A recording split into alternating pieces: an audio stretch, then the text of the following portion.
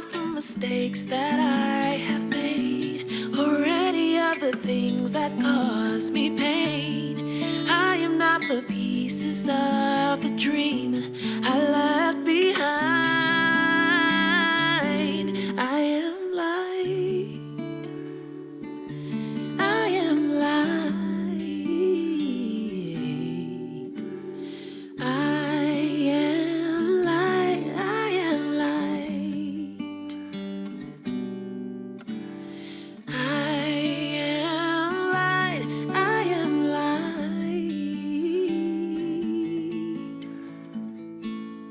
I am not the color of my eyes.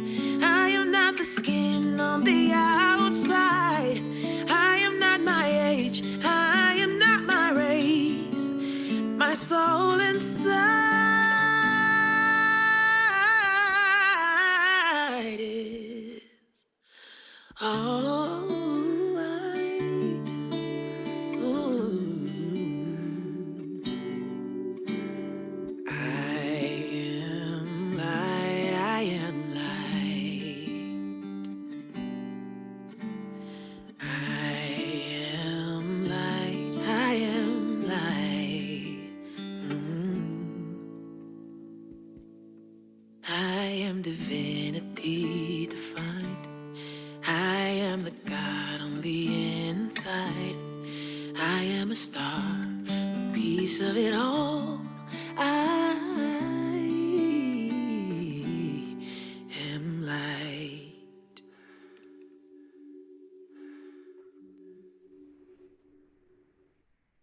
Ashe. Ashe, Ashe. Hello, everyone. Good evening, good morning, good afternoon. What is time? What is time during these times? Thank you so much for being here. Welcome to Her Story for Black women healing from beyond abuse. Before we get started, I would like to lead us in some centering to get us grounded and to bring us all into this space. So if you feel comfortable, please close your eyes or downcast them. And I invite you to be in observance for a moment. Um, where are you right now? Are you somewhere in the past or somewhere in the future? Are you frazzled, still trying to get some last minute work things done, scrolling through the gram or Facebook, checking your emails? Where are you in this present moment? Let's just be in a space of non judgment and just really observe.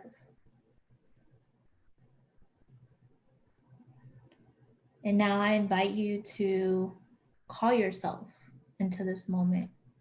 Call all parts of yourself from this day, from this week, this month, this year, even. Call all the parts of yourself that you have given away back into this present moment, back into your body. And as you're doing that, I want you to take a nice cleansing breath in through your nose and exhale heavy.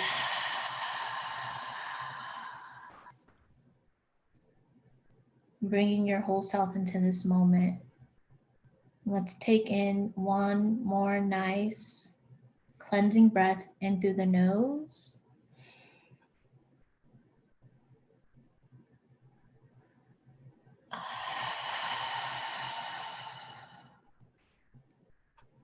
And just give thanks for being here, for being together, for holding space for one another, for holding space for our stories, the stories of our sisters and our siblings. And just give honor and thanks.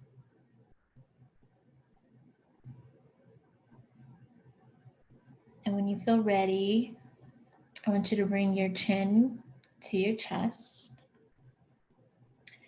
and gently flutter your eyes open. And welcome back. Hello, hello, everyone. My name is Me Encore, and I'm going to be the moderator of this really amazing panel and evening. And I am really, really excited. Despite everything that is happening in the world right now, we at Soul to Soul Sisters felt that it would be remiss for us not to honor and lift Black women survivors during National Domestic Violence Awareness Month, which, if you do not know, is the month of October. So we decided, as an organization that is focused on Black healing and Black liberation, particularly centering Black women, that we had to absolutely have this conversation no matter what was happening in the world. And so thank you so much for just joining us today, for being here with us. For I'm really, really, really excited for all that we have in store, for what we're gonna be, the stories that we're gonna be getting into shortly. But before we get into all of that, I want to name that we are going to be discussing domestic violence, and that can be triggering for some people. And so if at any given moment you find yourself triggered throughout this discussion, throughout this panel, please, please, please take care of yourself, take care of your body. If you need to leave the space, leave. We will not be offended. If you need to talk to someone, we are going to be dropping some resources off in the chat. Feel free to utilize that if you need to get in contact with someone because you feel triggered. And I also want to extend this invitation to the panelist. Even though you are a panelist, if you get triggered, you take care of yourself too. Don't feel as if you need to be in this space. I genuinely care about your well being more than anything and invite you to do the same. So, Soul to Soul Sisters, Her Story is a storytelling series centering Black women's experiences, from domestic violence, surviving cancer, living during COVID, to our pleasure, intimacy, rest, and so much more. We really want to honor Black women's stories in a way that is both healing and that is absolutely positively ours. One of our favorite proverbs at Soul to Soul Sisters is, until the story of the hunter is told by the lioness, the tale of the hunt will always glorify the hunter. And the art of telling our own stories is ancestral, it's creative, it's educational, it's a way for us to build community and understand ourselves and one another in a deeper, more meaningful way. And ultimately, we want to empower Black women to share their stories by providing space for our truth, tears, and triumph. Tonight, I have some phenomenal women joining me on the panel. Reverend Tawana PhD Bound Davis is one of the co-founders of Soul to Soul Sisters. She is an amazing orator, a community organizer, an advocate, and a PhD candidate, hence the PhD Bound, and so much more.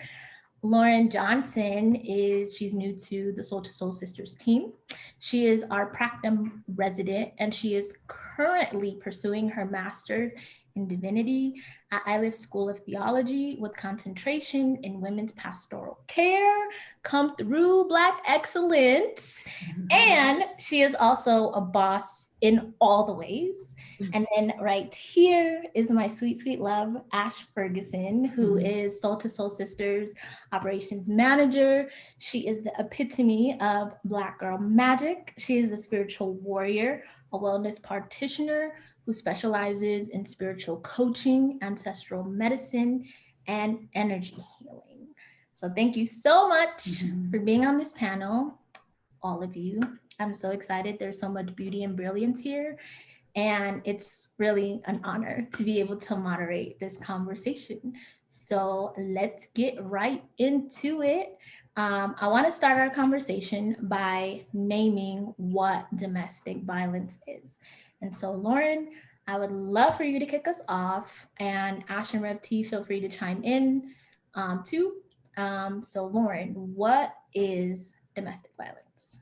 Yeah, domestic violence is something that is much more common than we actually think. It's also referred to as intimate partner violence, acronym IPV. Domestic violence, the acronym is DV. So if you see those around, also dating abuse or relationship abuse. And it's all about power. It's about one partner having power over the other by exhibiting certain behaviors to maintain and control power over their partner. Domestic violence doesn't discriminate. It doesn't matter your gender, your age, race, financial status, education. There's no face to domestic violence. And sadly, many people don't even know that they're in domestic violence relationships.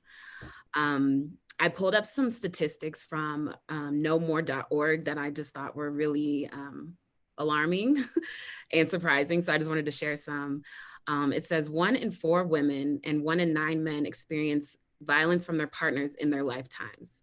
So you're in a room with 4 people, 1 of you has experienced it. 1 in 3 teens experiences sexual or physical abuse or threats from a boyfriend or girlfriend in 1 year. 1 in 5 women are survivors of rape. 1 in 3 women and 1 in 6 men have experienced sexual violence in their lives. 1 in 4 women and 1 in 6 men are sexually abused before the age of 18. So that just kind of put things in perspective. And I'm so glad that we're having this conversation. And there's just many types of abuse. Most people automatically assume physical abuse. But there's emotional abuse, there's financial abuse, there's sexual abuse, there's psychological abuse, there's spiritual abuse. And it's all goes back to the power dynamics of one partner having control and power over the other. Thank you. Thank you so much for that definition. Reverend Tawana, I'm wondering what makes domestic violence different from being in a toxic relationship? That's a very good question. And I want to offer this caveat where, it's not linear. This is where domestic violence ends and a toxic relationship begins. So it's really the main dynamic that makes it different, if you will, is the power and control. Domestic violence, as Lauren just gave us some disheartening statistics, it's about power and control, and it's toxic. And then you look at toxic relationships where, if 2 people are fighters and arguing, or not being faithful, or there's so many different attributes to being in a toxic relationship, which could be upbringing, it could be stressors, it could be layers of trauma, but that missing piece is the power and control. So domestic violence is really about, or sexual abuse and assault is not about the actual sexual assault, if you will, or the violence, whether it's spiritual, emotional, physical, financial. Did I say spiritual? It's, yeah. It's really about the power and control of that person through those things, through sex, through spiritual domination or shame, through physical abuse, through emotional and mental abuse. You ain't nothing, you're never going to be anything, you can't survive without me. So I would say that that's the main difference, but they both have a commonality and toxicity. What separates them per se is the power and control. That's a very good question. Thank you, Neon Core. And thank you for answering that, Reverend Tawana. Ash, I was wondering, because you all have been talking about domestic violence from an intimate partnership perspective. And Ash, I was wondering if you could speak about what domestic violence looks like outside of intimate partnership. Yeah. So one of the things about domestic violence that we see within the media and things like that is always highlighting the intimate partnerships, but leaving out sibling abuse, leaving out parents, partners that are abusing the other family members and things like that. And so there are multiple ways in which this can happen within a domestic setting. That's not necessarily just from a partner. And so, yeah. Awesome. Thank you so much. And also, I forgot to note to the audience, I'm sorry, y'all. If you guys have any questions for the panelists, feel free to ask them in the Q&A. If you are on this webinar, you can drop your questions in the Q&A. And, or if you don't want to, if you want it to be anonymous, you can send it to me on like the chat, and or you can send it to our tech support, and their name should be like, you should be able to locate that in the chat. And if you're joining us live on Facebook, hey, what's up, Facebook? How y'all doing? You can drop your questions in the comments. We also have someone moderating that. So yes, thanks, y'all. Thank you so much for answering that first set of questions for me. I'm also wondering, when or how did you know that you were in a relationship that was violent? And anybody could start. I'll start. One thing, I was married to my abuser or perpetrator, and that's another term that you'll hear interchangeably, if you will. And I was in seminary at the time. So here I am, this budding preacher, and I'm married to my abuser, and I relocated to Atlanta to attend school. And I was sitting in my pastoral care class, which Lauren, centers and focuses on pastoral care. That shows you how important it is. So I was in my pastoral care class, and my professor, Reverend Dr. Carolyn McCrary, invited a guest. So I had no idea who this guest was going to be. And this gentleman walks in and he begins to talk about domestic violence. So he writes on the board, the power and control wheel. And if you're not familiar with the power and control wheel, the power and control wheel really, it depicts the cycle of abuse. And it's almost true to form. It's quite scary that it's really accurate, with some, jumping from here to there, but most of the attributes are the same. So you start off where everything is fine, and then tension begins to build. Then the abuse happens, whatever that might be, physical, emotional, spiritual, and so on. Then it's the I'm sorry, forgive me, the flowers, or she or he or they, come with the apologies, and then everything is fine, and then the tension builds, and then so it just keeps going. And I'm sitting in this classroom, and tears start to fall from my eyes, because I said, that's me. And I had no idea, as brilliant as I am, as Lauren said, domestic violence does not have a face, a class, a type. In that moment, I did not realize, I knew I had problems. I knew I was in a relationship with someone that needed help. And the church was telling me that I was his wife and I was to help him and support him. And we'll talk more about that, I'm sure. But I looked at the board and just bawled and said, oh my God, I am in a domestic violence relationship. And my classmates, my friends, my comrades rallied around me. And I immediately, they took me to the campus counselor. And then I immediately signed up for the domestic violence awareness and support group in Georgia. And that's how I learned more about domestic violence and learned how to escape. And we'll talk about that and the system. But that's how I found out that I was in a domestic violence relationship. Other than that, I had no idea. I thought it was toxic. I'll go ahead and jump in. My story is similar to Reverend Tawana's. I did not know. I was completely unaware. And it took me just being really unhappy with myself, my relationship, my life. And I just was crying out to God, and I fasted. And usually when you devote yourself to fasting for spiritual reasons, you get answers. At least I do. And it was almost like I had a moment, like an awakening. And I know my realization is not the normal circumstances, but I had like a realization, like something just shifted like heavily, and I felt completely different. And then it took, after that moment, situations like Reverend Tawana shared, that I was actually at work, and there was some, my job has different initiatives, and domestic violence was one of them. And I remember going into the bathroom, and there was a pamphlet in the women's bathroom that was on domestic violence, and it had that same power wheel. And just reading that and just seeing myself in it, I was like, oh my God, like, this is what's going on. This is what I have been feeling but couldn't name.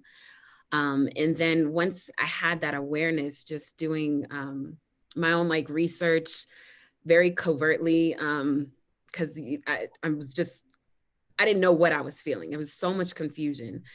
And just realizing that like everything I was experiencing lined up. And it was a very hard thing to acknowledge and accept. It was something, I didn't have the support system. It was something I hid for a really long time. It took a while to get to a place to even be comfortable to speak on it.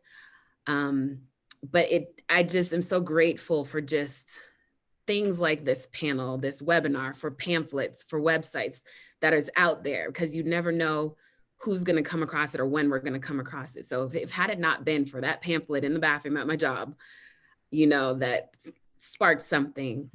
Yeah, that was the beginning of it. Thank you for sharing. Yeah, thank you. Mine's very similar to you, Reverend Tawana. I remember I was in school and I was like, oh, I was really drawn to women's studies classes. And I was like, okay, I'm gonna take this class. And I don't even remember what it was, but it was like one of the women's studies classes. And we were talking about domestic violence. It was like this month. And it was like, okay, this is domestic violence awareness month. And we're gonna really talk about it in class and do some research. And so we're in class and the professor's talking, and it's like everybody else in the room went away. And I was just like looking at the board, and I'm just like, wait, that's been my whole life. All my relationships, childhood, teenagehood, that was my life. And in that moment, I was like, wow, I have answers, because even growing up, I would say, this is happening. I would be telling people, this is happening. And they're like, oh, that person's crazy. Oh, they just have issues. Oh, it's okay. You'll be all right. And I'm thinking, okay, then I just got to get through this. I just got to get through that. And then all the images I had seen as a child, as a teen, of domestic violence, like in movies and whatnot, it's always physical. And so I was like, well, that's not what's going on. Maybe this person's just mean. Maybe, all these things in a child mind and a teenage mind that you come up with to rationalize. Maybe it's me. And so being in the class and learning it deeply and all the layers of how it shows up, I was just like, whoa, that gives me a big perspective. And I remember talking to my mom about it later, and she was just like, oh, wow. And so even she didn't realize that it was what it was. We knew it was bad. We knew it wasn't right, but having the language and knowing that it's more than just physical in the ways that it shows up, I think was like really, it was really eye-opening for me. Yeah. Thank you for sharing that. I want to touch on, because you all have been talking about the different types of abuse and how it just isn't always physical. And so I want you all to like break down what those other aspects of abuse are, because I feel like there's like a sort of nuance that people don't really understand when it comes to things like emotional abuse or financial abuse or mental abuse or even spiritual abuse, which I just learned about. So, Lauren, can you start us off with that and talking about like what spiritual abuse is? And then Rep T, maybe you can talk about emotional, and then Ash, mental, or maybe, whatever. It can flow however. Okay. Absolutely. I think as you just shared, Nyankwer, that spiritual abuse is not something that people even realize is a thing. I didn't realize it was a thing either. But given the work that I'm doing, I'm in seminary, going to school, realizing that it's more of a plague than we realize.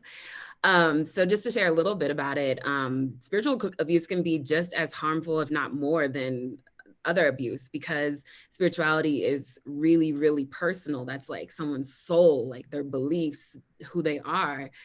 And when that's, challenged or manipulated, that can be very, very damaging. Most people would assume spiritual abuse to be like church leaders or religious leaders, congregational leaders. And we do see that, but it also is on the like personal level, the intimate partner level. It's not just about like creating a toxic culture in a church, although that is a very common form of spiritual abuse, being in places of worship where congregants or members are shamed or controlled to exalt the leader and follow their lead. Spiritual abuse isn't limited to a particular religion or denomination. It's again, there's no discrimination. As far as abusers and perpetrators, they're usually very charismatic, very alluring, very believable, likable, sociable. But there's something very sinister that's like underlying. You can see spiritual abuse by people forcing others to conform to their beliefs or criticizing someone else's beliefs and making them conform to their own, or even using their own beliefs against them. It's very ridden with guilt and shame. If you don't do this, then this won't happen, or God will be mad at you if you don't do this. We find people who become very legalistic. If I don't pray a certain way, if I don't pray enough, I don't do X, Y, Z, then X, Y, Z will happen. So it's the fear of punishment comes along with it. And I think on the more sinister level, the extreme levels, that person, the abuser or perpetrator, can become God to another person. We see this with like cult leaders, David Koresh, Jim Jones. They can claim to speak for God. And I want to just preface to make sure it's clear that I do believe that there are pastors, preachers, rabbis, other leaders that can speak for God, but in an edifying, pure way. But the abusive people do it as, for self-exaltation. They want to be worshiped. They want to be seen as God, claim to be prophetic, and God told me, and that's the extreme. But spiritual abuse can also lead to other types of abuse. We can see how spiritual abusers can manipulate finances. If you don't do this, if you don't pay your tithes, if you don't donate or whatever, then, whatever the case may be. But it's not something that's spoken about a lot. Again, this awareness, people don't realize that it's happening because it's such a nuanced aspect of our human nature, that spirituality, that personal part. It's like this, we wouldn't expect to be like, no, this is God. God wouldn't do something to hurt me, or, these people that God has appointed, or the divine, whoever, you identify with. So it's definitely something that we need to have more conversations on. And I feel charged as a future minister in the Christian tradition to be mindful of that with my pastoral studies. And it's definitely a conversation that we need to have more about. To give some further examples and talking about the different forms of domestic violence, there was one morning I was a licentiate, which is one of those church terms in the African Methodist Episcopal Church, where you're licensed before you are ordained. You go through this training, and that, you know, that morning before going to church, my husband was giving me a really hard time. I had a male pastor at the time. I was very involved in, always involved in some sort of youth and young adult ministry. And so he was giving me a really hard time about going to church, about being around other people, people coming to me for help. So it was that power and control, because he couldn't control my time, couldn't control the people that I talked to.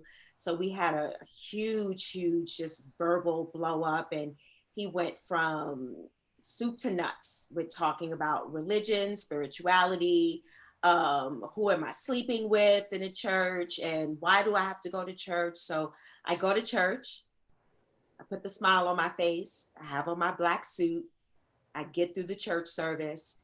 Afterward, I'm talking to some of the young adults. My husband comes to pick me up, because that was another thing, that power and control. He took me to church, picked me up, took me to work, picked me up, took me to the store, picked me, just always. And at first I was thinking it was, oh, that is so sweet. Oh, you're calling me 10 times a day to check on me. That's so wonderful. And after a while, it was so wonderful until it became not so wonderful, right? So that's another example. So picking me up from church, I was talking to a gentleman. So then, of course, I was accused of sleeping with this person. And my then husband decided to threaten my life. So he ended up forcing me on the floor and held a razor to my neck. So that intimidation, that threatening, that looming over my head and my mind and my soul, I thought I was going to die. And of course, he did things like this when no one was around. So we have a spiritual aspect, we have the physical aspect, we have the emotional aspect of me losing my life. We have the manipulation and the fear and that power and control wrapped up into all of that. So, thank God I'm here to live, to tell the story. But those are some examples of several things intertwined. So they're not in silos, they happen in any way possible, because the abuser or perpetrator, they want to manipulate, and they'll find a way to do it. If you show strength in this area, they'll find another way to manipulate and use that power and control. So just giving a few examples of a typical day in the life of being a victim or the abused in a domestic violence relationship. Thank you so much for sharing that, Reverend Tawana. Is there anything that you would like to add? No, I feel like that's complete. Okay. One thing I do want to add is with spiritual abuse, and I think also emotional and psychological abuse, you can get to a point where you can't even think for yourself. I think that's a big indicator of abuse, where you no longer trust your thoughts, you no longer trust your reasoning, your rationale. Especially if you have someone who's constantly clocking every move that you do under the guise of, oh, I care about you, I'm just making sure you're okay. But it's almost like you're just a pawn in their game. But I think the mind control, the way I've coined domestic violence and on the non-physical level is, I call it mental rape. It's like that your mind and your autonomy, self-governance has been taken away from you against your will, essentially. So I just wanted to just add that in there, because I think that's such an important element of all this. Absolutely. Yeah. Absolutely. Thank you, Lauren, for sharing that with us. Really appreciate it. Um, I want to talk about shame and stigma for a minute. And Reverend Tawana, I would love for you to start us off with this question and answering, like, what do you believe are some common misconceptions about domestic violence? Yeah, I had to write a few down for this one because there are so many misconceptions about it. Let's start with the fact that domestic violence is a private matter, not to be discussed, not to be disclosed, not to be shared, not to be talked about. Again, power and control.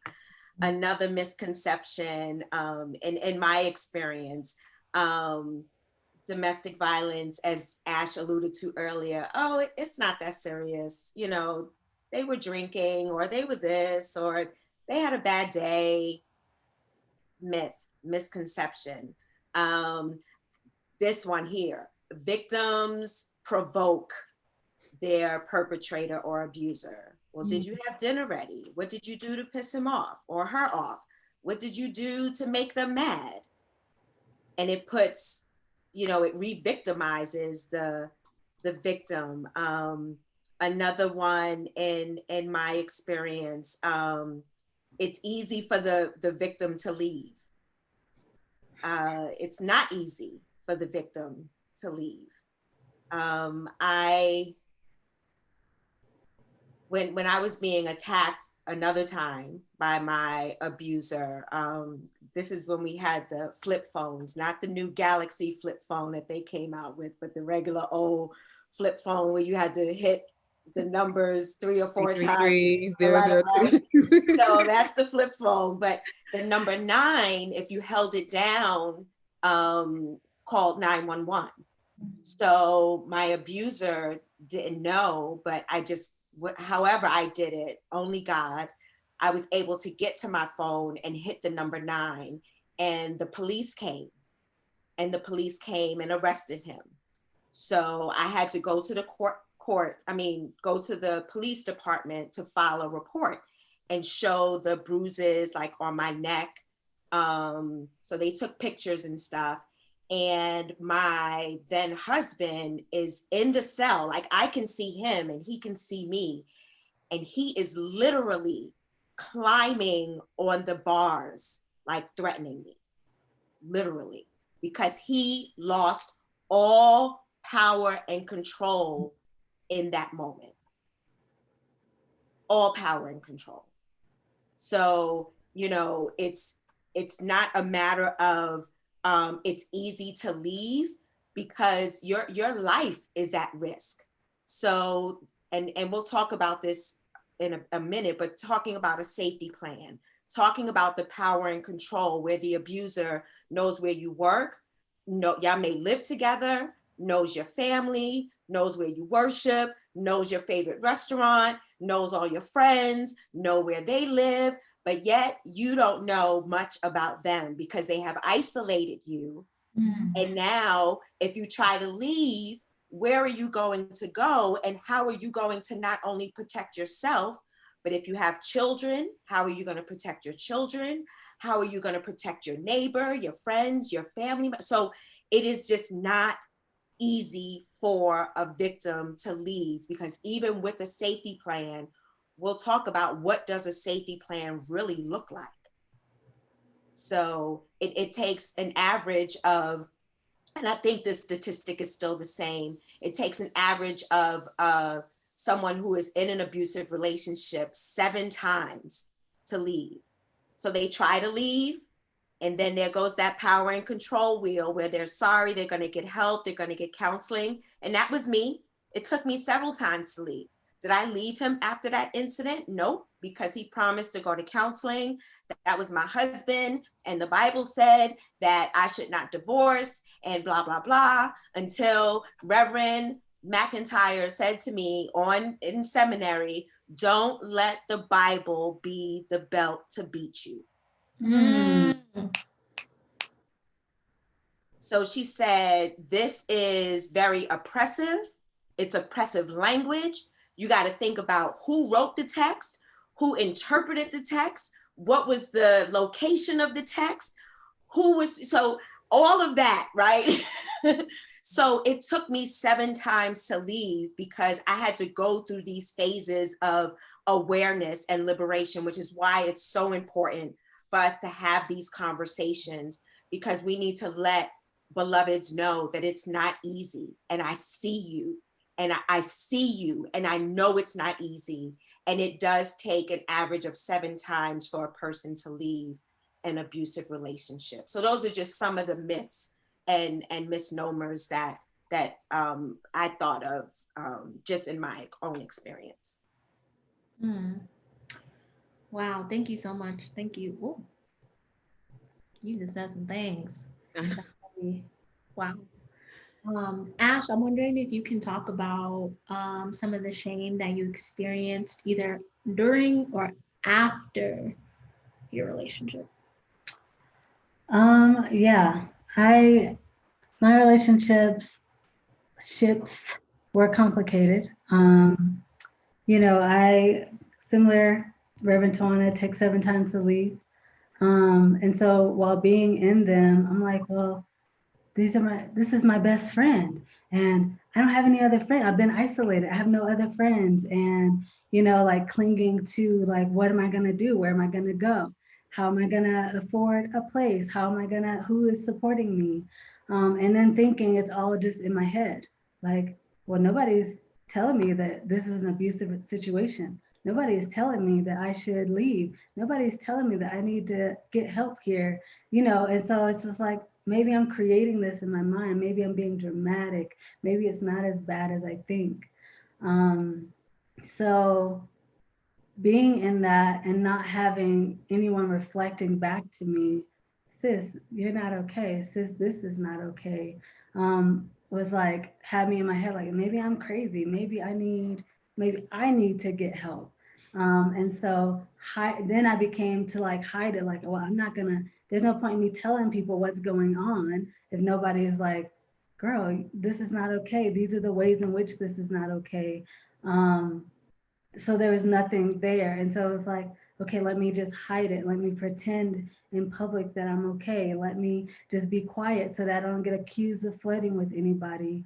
Let me just make myself invisible so that nobody compliments me on how I look, or, all of these different things that I would go through in my mind, all these gates that I would have to pass through in order to leave the house, to make sure that I was cloaked enough and all of these things. And so, yeah, in order for me to get through the shame and the guilt and the stigma of being in a domestic violence relationship or experiencing it through childhood, I literally just started sitting in front of the mirror and affirming myself. Every day I would sit in front of the mirror, and it would be in the bathroom because I was like hiding. I had a time limit. I'm hiding in the bathroom, looking in the mirror like, you are worthy. You are loved. God loves you. Your family loves you. People support you. Just like making sure that I didn't feel alone, although I felt alone. And my journal became my best friend. And in reflecting back on the journal, I went to read through it, and I realized how many times Spirit stepped in and was talking to me through what I was writing. Yeah. And they became, you are worthy, you are loved, you are going to get through this, and I was just like, oh wow, I didn't even realize it in the moment that God had stepped in and was showing me my way out. And so that's how I got here. Thank you. Lauren, can you talk about some of the shame that you may have felt, whether you in the relationship or after? Yeah, I felt a lot of shame, so much so that I hid it for the duration of the relationship. Again, I wasn't even aware, but I hid the reality of my relationship. Both Reverend Tawana and Ash had mentioned isolation. That's also a mark of domestic violence. I lost friends. Well, not necessarily lost friends. I lost touch, or I just completely just didn't communicate because I had this person over here influencing everything. So lost touch with family, friends. So I just had no social life, no connection. So there was a lot of like shame and guilt that went along with that. Also dealing with guilt and shame for protecting my ex, protecting the lies, protecting the reality, what was really going on. So there's like a level of like pride also, like protecting the pride and preserving theirs, and even my own. Reverend Tawana had mentioned, you know, like, we're fabulous. We look great. We got degrees. We got jobs. But on the inside, you know, so I had to protect that, to protect the persona, the person I was conveying on the outside. But deep down, I was hurting, depressed, anxious. So there was shame that went along with that. I didn't feel like myself. Then I would say then, like, once the relationship ended, once I left, just shame with myself. Like, how did I blame myself? Like, how did I get into this? Like, girl, you're dumb. Like, why didn't you just leave? All the things that people would tell you that don't understand the dynamics of this type of relationship. You know, you start questioning, what did I do wrong? Am I crazy? Ash, you articulated it perfectly. I'm just like, yes, yes, yes. You know, like you start looking at yourself like, I'm what's wrong. Maybe I deserve this. Did I do something to deserve this? Like, what did I miss? So there was a lot of like cognitive dissonance that going back and forth, like things just didn't connect and make sense. Like, but as far as like coming out of that, I think one of the biggest things that helped me was grieving. Honestly, just crying out and just grieving, feeling what I was feeling what I felt, what I had held in for so long. Just, there was just a period of time, I would say, I don't even want to put time periods on it, but it took me about almost a good year of just grieving, of just allowing myself to just go deep and recognize the reality that I had been living in. And just like letting it all out. It's just like all this stuff just surfaced and I had to get it out somehow. So crying out, praying to God, journaling, that was probably the biggest help. Crying and journaling, crying while journaling. Just getting those thoughts out, seeing it on paper, seeing something concrete, and then God would speak to me, similar to what Ash said, through that. And eventually, once I got like the darkness, I see it as kind of like a progression, like the darkness, getting towards the light. And then eventually I got to a point where I was affirming myself. I'm still in this phase of like understanding it was not my fault. I have a good heart. I have a pure heart. I am loved. I am worthy. All these things that I have to tell myself, all these things that are truth, that are true, because that's how God created me as a Black woman. That is my truth. And changing the narrative of what I had been, you know, led to believe about myself. So that kind of helped with the shame, the guilt, the acceptance of what happened, not denying what happened, owning what happened, helps relieve some of that shame and guilt. It's part of my story now, you know, never thought it would be. So I think acceptance, yeah, that was a huge part of getting over the shame and guilt. And then also, this is probably not the best one, but like realizing how common it is, that it's not like just me, like, because you can get stuck in that, why me, woe is me, like, why is this happening to me? But understanding like it's a collective thing. I think I found comfort in that. So yeah, that's a little bit of how I have dealt and continue to deal with it. Rev T, would you like to chime in? Sure. Just the guilt and the shame is something that is internalized. It's something that we create, or we allow others to place it upon us. Mm-hmm. and then we internalize it. So guilt and shame is about doing something that you don't feel good about, something that was wrong and it was done consciously. So when we look at the textbook definition of shame, it talks about this level of consciousness about a wrongdoing, right? So when we internalize that, we definitely turn domestic violence inward and say all the things that Ash and Lauren just said. How could I? I'm smarter than that. I'm greater than that.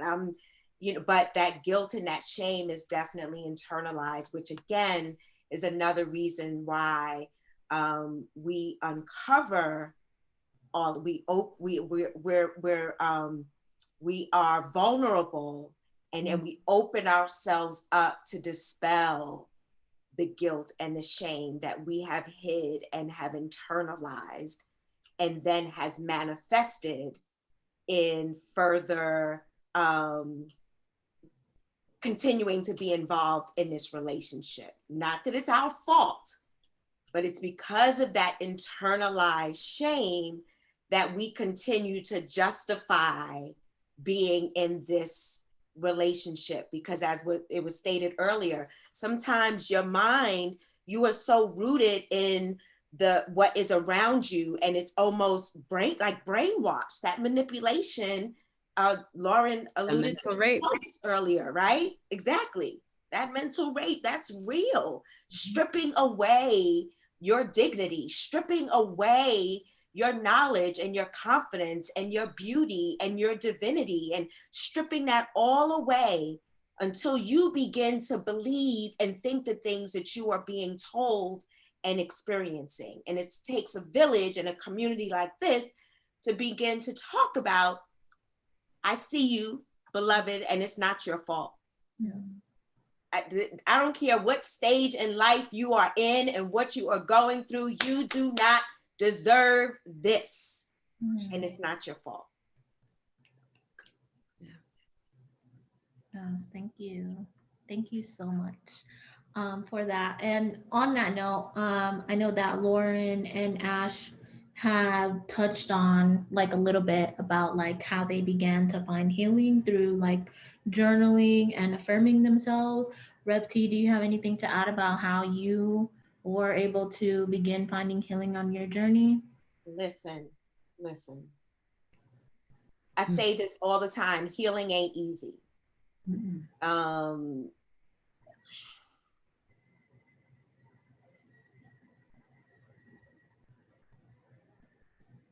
Healing, it took a lot for me to really do it. It's a lot of work, and I could not do that work alone, that healing work alone. Every week, every Wednesday for a full year, I was in a domestic violence support group. That same support group every single Wednesday. I took a car service because it was at a secret location, went through the back of the building, security would escort me upstairs. And for a whole year, I went to this support group because I needed to name the hell I just went through. I needed to name what was going on so that I can find the healing practices to remedy that.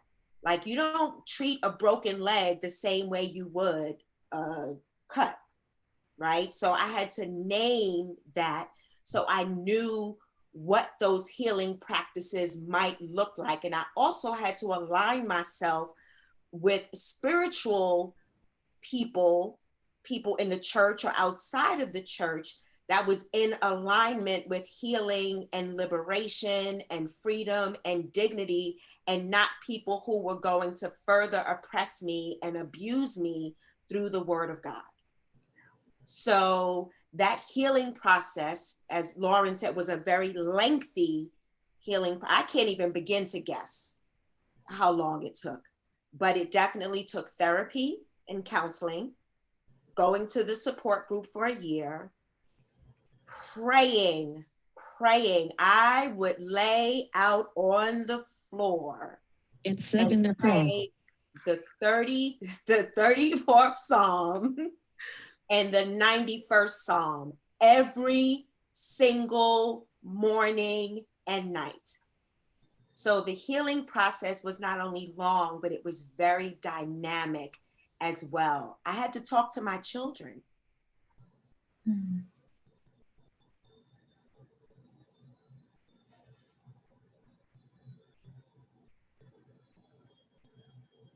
Before I began to share my story, I had to realize that this is not only my story to tell, but my children's story.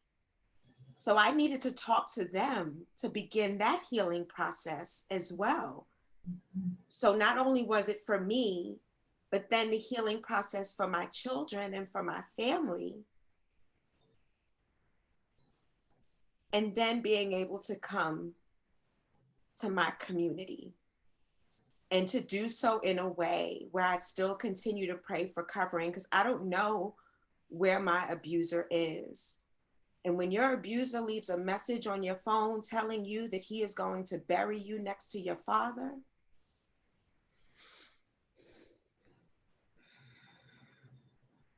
it takes a lot of healing to press forward.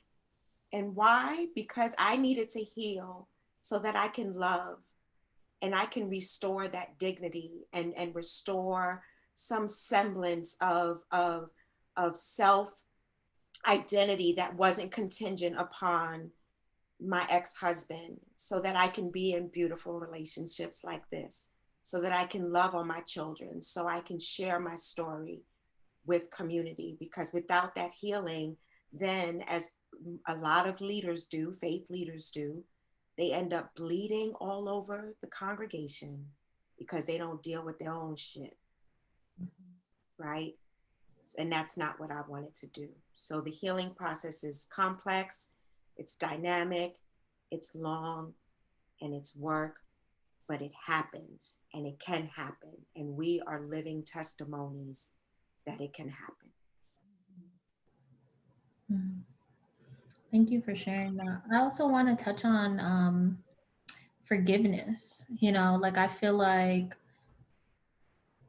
at least for me personally, like part of any work that I do when it comes to healing, I feel like forgiveness is a big portion of that. And so I want to talk about forgiveness, not only like forgiveness for the person, but more so like forgiveness, like self-forgiveness. I know like Lauren, you were touching a lot on, and Ash too, about how you internalized that, right? And made it and identified with it and being like, something is wrong with me. Like I did this, I caused this to happen. So how have you all been able to forgive yourself first and foremost before even being able to output that to anybody else?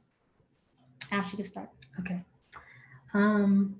For me, it was the acceptance piece, really accepting what was, not the stories I created about it, but what actually was.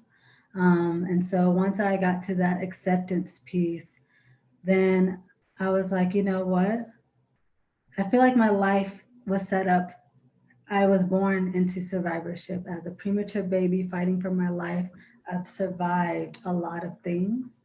And so I began to look at it from a different angle of, this is my life for a reason. I was born to do something with this, to help heal others, possibly Spirit help me to alchemize this trauma and these traumas to do something of good with it. Help me bring light to this. And so really that has helped me a lot in forgiving myself for being in adult relationships that were abusive. Not really, I know that as a child and as a youth, I couldn't really control that.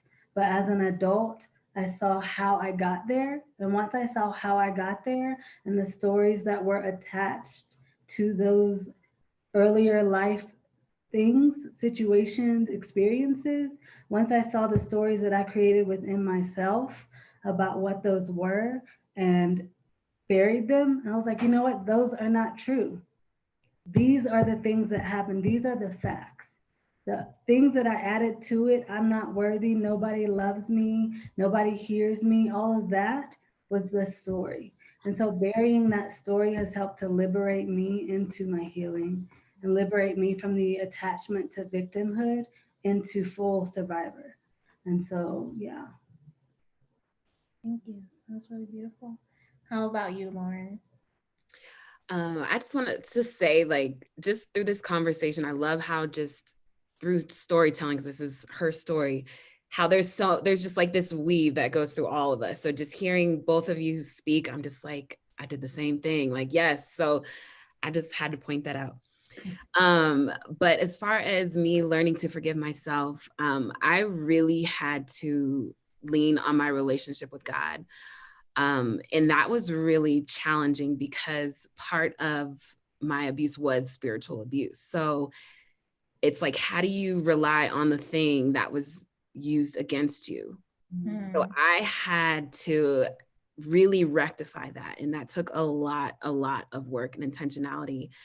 And really going back to what I know to be true and what I believe wholeheartedly about God and the divine as it pertains to me personally. And that means that I am forgiven.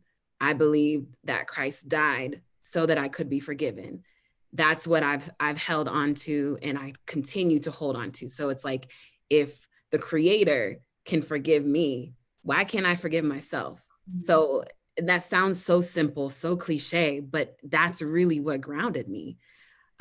It's like, I had to like snap out of it. Like, girl, you're doing this to yourself. Like, you are forgiven. So why are you holding on to it? I had to learn to let go of that story, as Ash mentioned, that I was holding on to, that nobody was telling me but myself. That wasn't the truth. That was the story.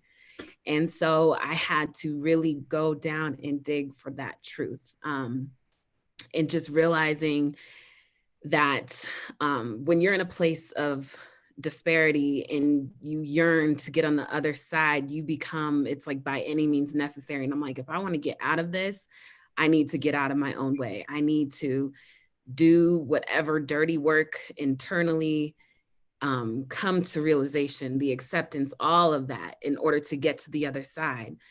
And it's easier said than done when you're doing it. It sometimes seems bleak and hopeless that like, I'm not like, this is just going to be my reality. I'm always going to feel this way. I'm always going to think this way.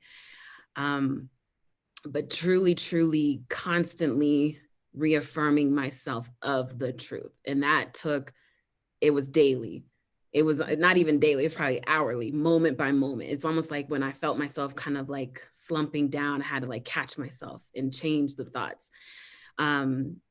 So with therapy, I am an advocate for therapy. I see my therapist twice a month, to have another outside, unbiased perspective to remind me of those truths, because sometimes I know I can go get in my head and go down those rabbit holes and I can make myself believe whatever I want to believe about myself.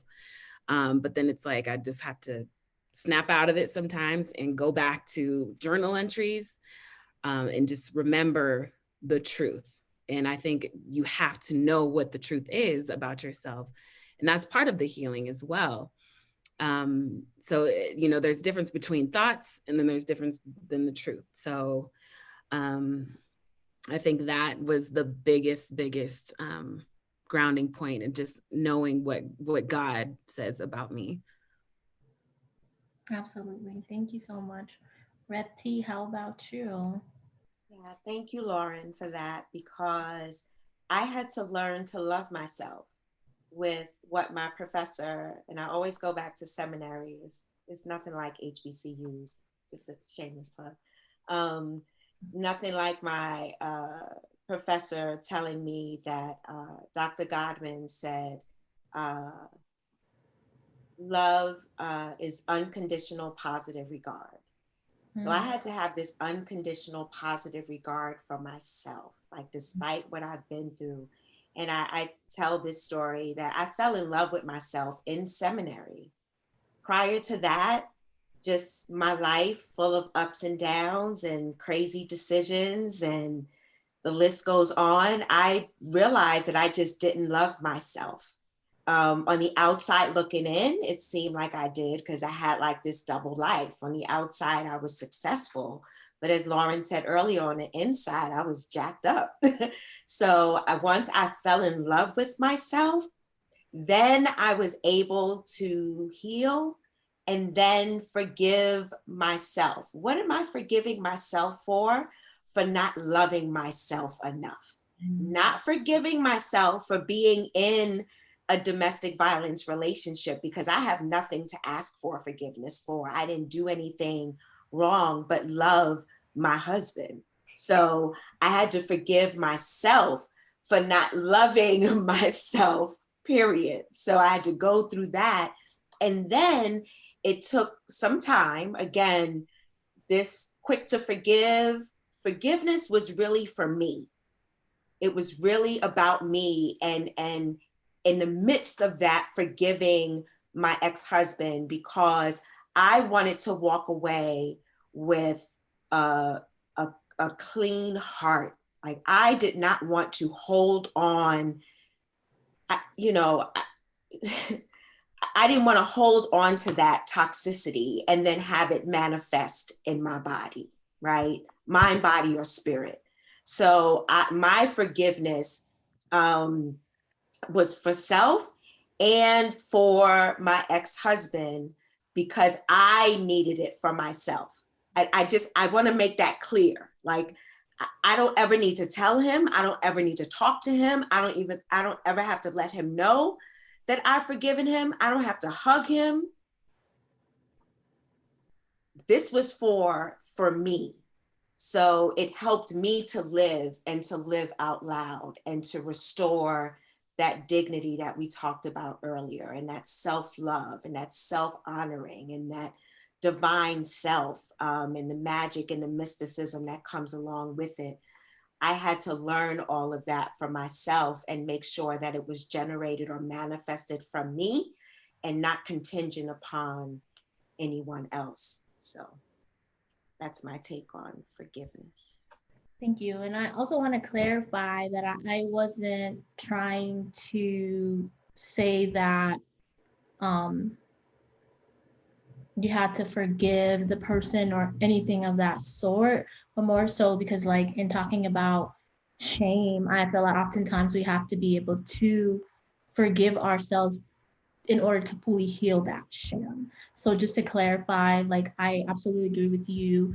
Nobody did anything wrong. Nobody, like, I'm not trying to like blame anybody here. It's just like in talking about that shame piece and how do we free ourselves from that shame through forgiveness. Beautiful. And I guess I'm so glad, Reverend Tawana, that you named that, like, the forgiveness is for us. Like, it's not even about forgiving the perpetrators or abusers or what happened. So, like, Bianca, I'm reaffirming that, like, I didn't even think of it that way. I'm like, this is for me.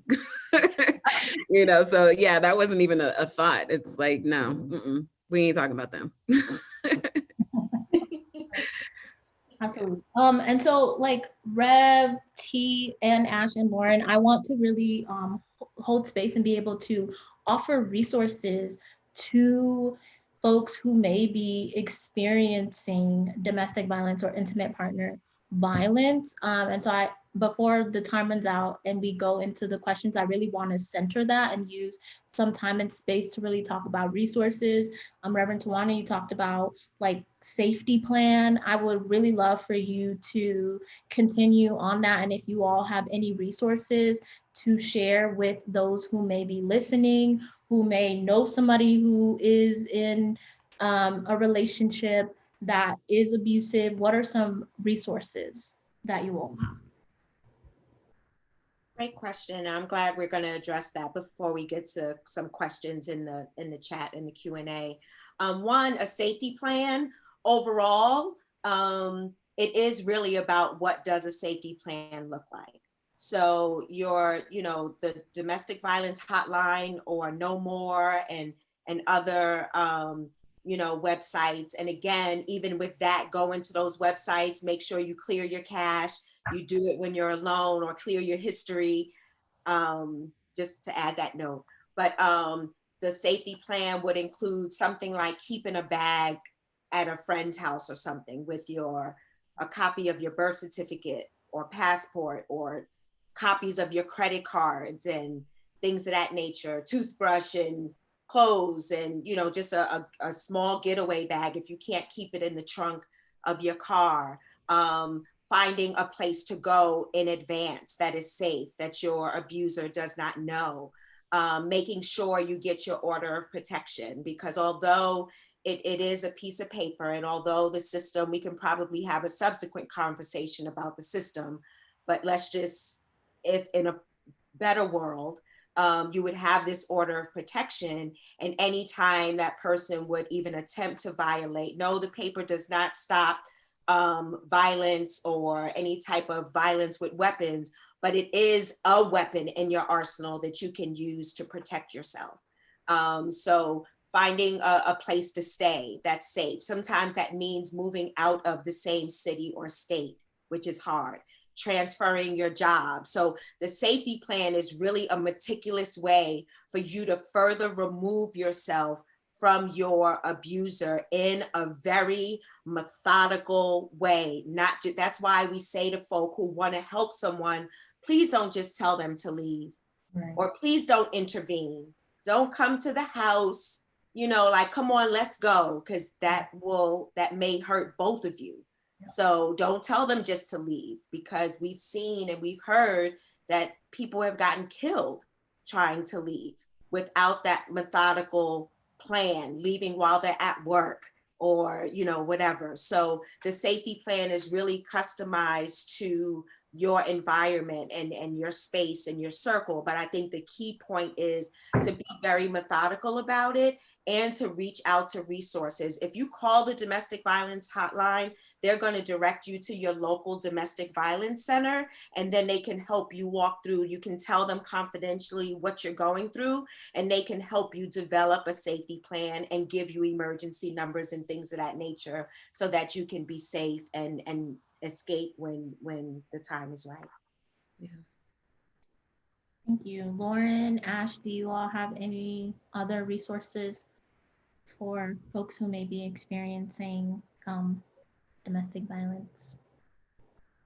I think Reverend T, she touched it all. But that's pretty much it. And I think timing, you ended by saying at the right time. I think timing is important. And I feel like you'll know. I just wholeheartedly believe that God, the divine, steps in and makes that way. And if you truly are seeking and reaching out, doing the coming up with that plan, because during the escape, as we'll call it, there's a lot of fear, there's paranoia that goes along with that, because you don't know what's going to happen. And so just I wanted to name that, and just to add that through that, having that faith that it will work out. Like, don't let your fear stop you from potentially saving your life. Right. Yeah, that pretty much does it. Yeah, make sure that you're absolutely ready, because like in my case, I had to cut off everybody and know that that's what I was going to have to do, and walk away completely away from everybody that was attached. And so the preparation and the time, leaving 7 times and getting really ready mentally, to really just, I can't associate with you anymore because I have to save myself. Yeah. Oh, yeah. So we have a question in the chat. It says that from my experience, it is best to cut all ties with physical, mental, verbal, etc. abuser. Would you all agree? Absolutely. Yeah. Yeah. Awesome. I have a question for you all too. Sure. Can I just add? And so yes, the answer is yes. And I think we all are like, in my case, hell yeah. But I think what the underlying consensus for me is, again, I was trying to rehabilitate my husband. I thought he was going to get better. I thought that staying with him and so I had to sever all ties because I can't want it for you more than you want it for yourself. So just to add our affirmation, the reason why I say yes is, we don't want to get into that nurturing moment or, that forgiveness looks like going back. No, I think we were all very clear that forgiveness is about us and our well-being. So that was, for me, that's what I felt the resounding yes coming from, to sever all ties. So I think of, this is an extreme case, but like Stockholm syndrome, like you become so attached and codependent with that person, like in order to truly move on, you have to, and even if it requires getting rid of things and reminders, belongings, physical things that are connected to that person, do what you need to do to cleanse your space, cleanse your physical space, your mental space. thank you. you, Encore. Thanks, y'all. What do you define as good, life-giving, soul-nourishing, delicious love? So as my future husband is listening,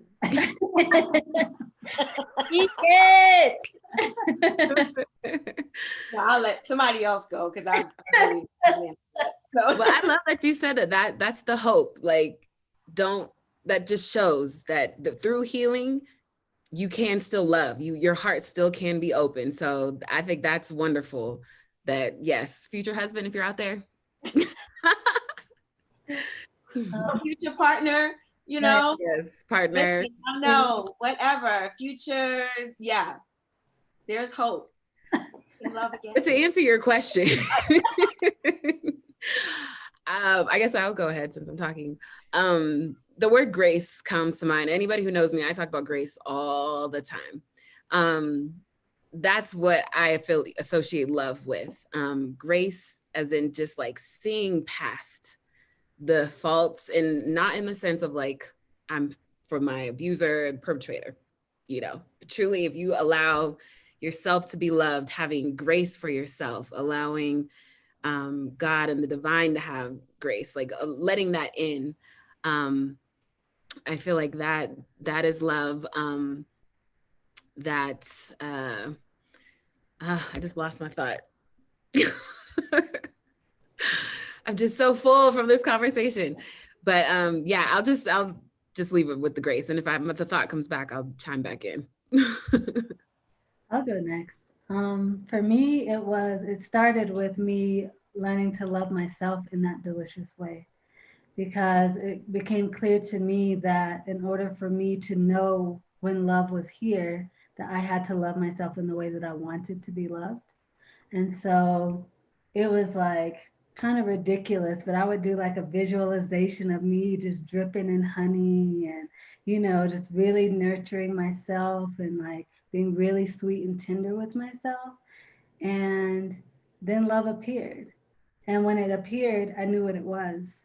And I was really clear, like, oh, okay, like this is also part of my healing. That spirit was like, you know what?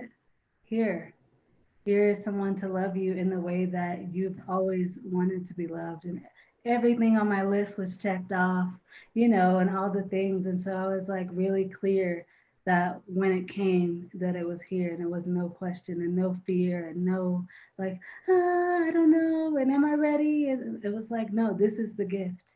Accept it. Be open to receiving it. So, Yeah. I think growing up, I grew up in Harlem in Wagner Projects, and I would always, not always, but I would complain about certain people that I attracted or would be attracted to me. And then I started expanding my consciousness on like the law of attraction and really studying how God works in the universe and really works in all things. So I had to change how I perceive. Like I said, I fell in love with myself in seminary. So I had to begin that loving process first, to be graceful, to be loving, to feel all the feels without it being toxic. Like anything in extreme for me is anything in excess or extreme is toxic.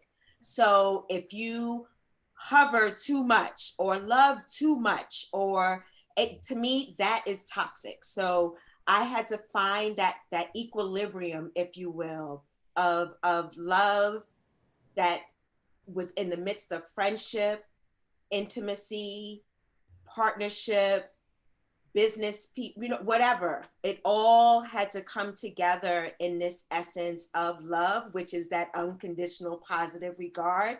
So taking my stuff and all the fullness thereof, but not like Lauren said, not the toxicity and the abuse and making excuses for bad behavior, but we're not perfect. So that grace is really important. So that love just manifests first with self, so that you can then attract those loving people into your space. Hence, Ash and Neon Core, what Ash just said, when you're ready for it, God will respond, universe will respond, and give you, what you need, if you will, or present the circumstances. Now, if you miss it, you know, sorry, but Come back. It'll come back. I said it'll come back. Don't say that. right. Yes, so the love is definitely reciprocal, and it's internal for self to be the attracting force for other loving forces. Absolutely. Thank you so much. Thank you so much, y'all, for just bringing your whole selves to this conversation, for everything that you all shared. I so appreciate it. This was so necessary, so beautiful. And I just am feeling an immense amount of gratitude for every single one of y'all. Thank you for letting me get to know you on an even deeper level. This to me is what intimacy is, and I love me some intimacy. Okay, so thank you for being intimate with me. For all of those who are participating in the webinar, we are going to launch a quick poll for you to take.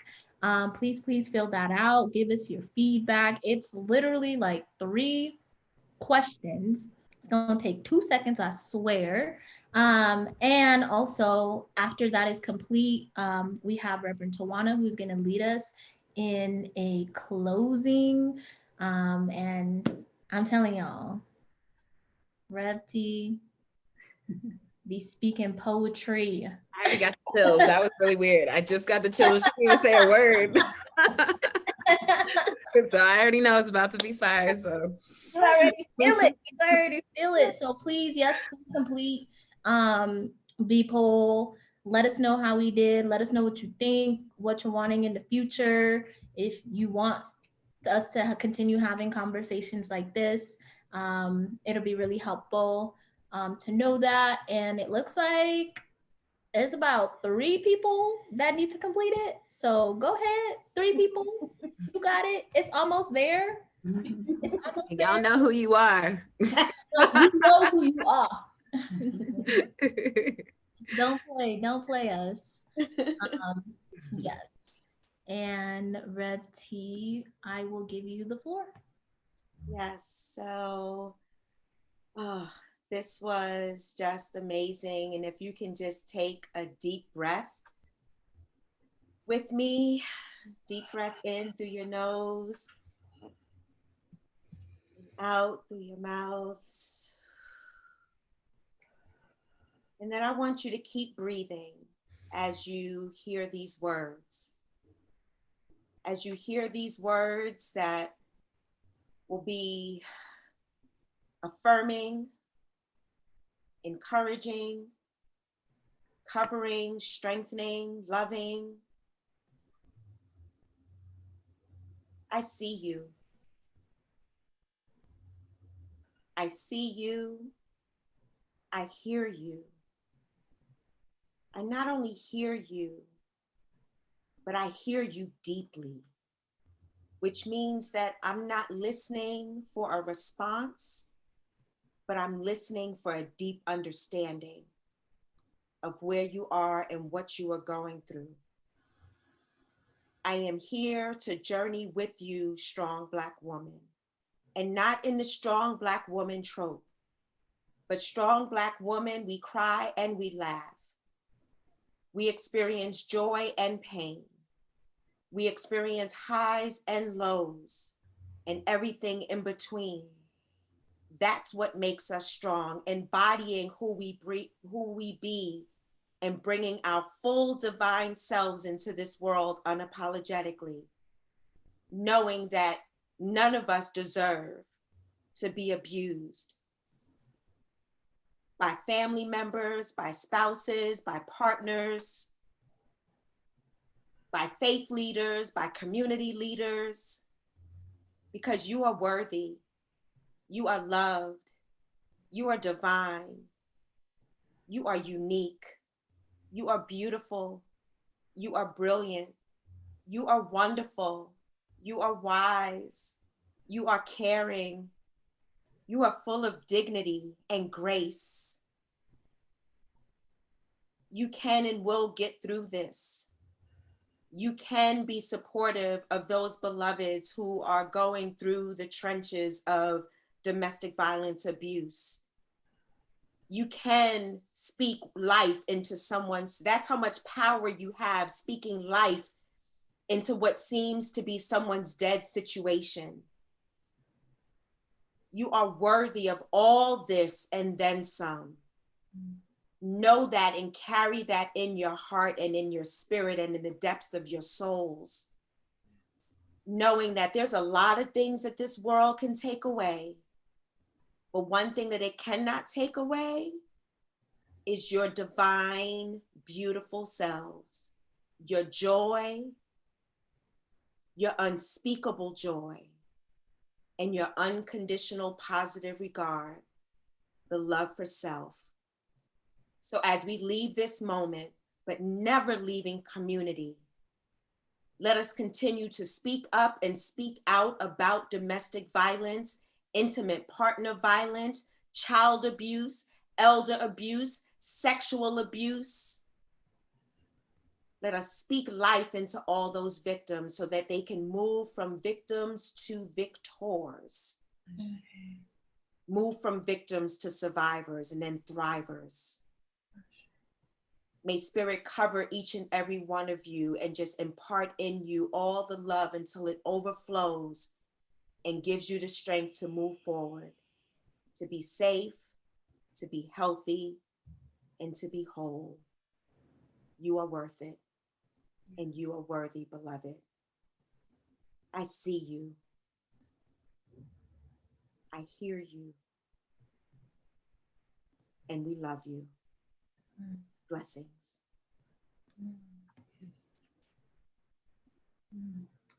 Amen. I cannot say amen. Amen. Amen. Yes. Thank you so much. Thank you, Reverend T. And thank you so much, everyone, again, for tuning in to this discussion. Thank you so much for being here. Thank you for everybody that is watching on Facebook. I think that we're going to post this. I hope that we're going to post this. And yes, please, please, please, when we share it on our Facebook, when we share it on our social media, make sure that you share it so that other people can be able to watch. You never know who's watching and you never know whose life you might be saving. Thank you. Please have a good night, rest well, or good morning, depending on where you are. Again, what is time? Thank you so much for being here, and we will see you soon. Ashe. Blessings. Thank you.